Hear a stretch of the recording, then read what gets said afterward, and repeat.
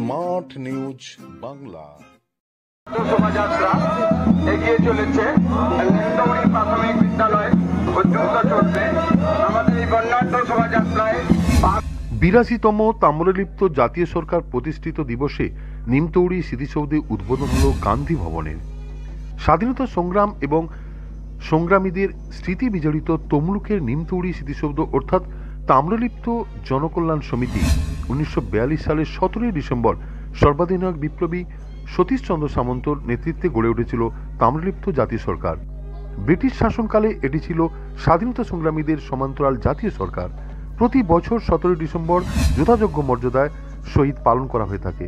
দিনটি পালন করার তাগিদে দেশভক্তি থেকে একত্রে জমা হয় প্রচুর মানুষ।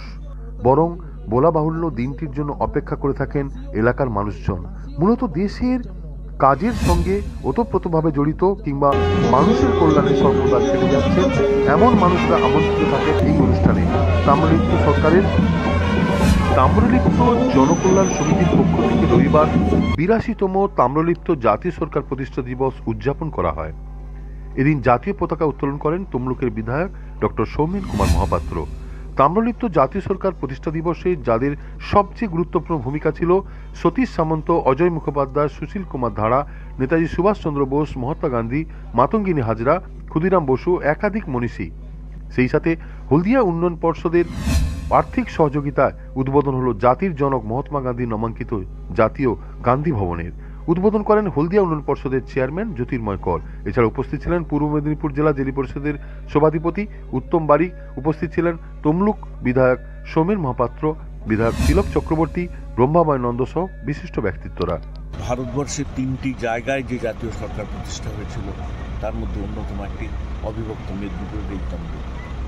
আজকের এই প্রতিষ্ঠা দিবসের প্রাক্কালে এসে বলবো, যে সমস্ত যুগমানবের আত্মত্যাগের ফলে কৃচ্ছ সাধনের ফলে আমরা এই জায়গায় প্রায় 21 মাসেরও অধিক জাতীয় সরকার আমরা চালাতে পেরেছিলাম, সেই ইতিহাস সর্বজনবিদিত। তাই বিজেপির পক্ষ কি তৃণমূলের পক্ষ এই বিতর্কে আমি যাব না। আমরা একটা অরাজনৈতিক মঞ্চে যে কেউ শ্রদ্ধা জানাতে পারে, তাতে আমাদের কোনো আপত্তি নেই।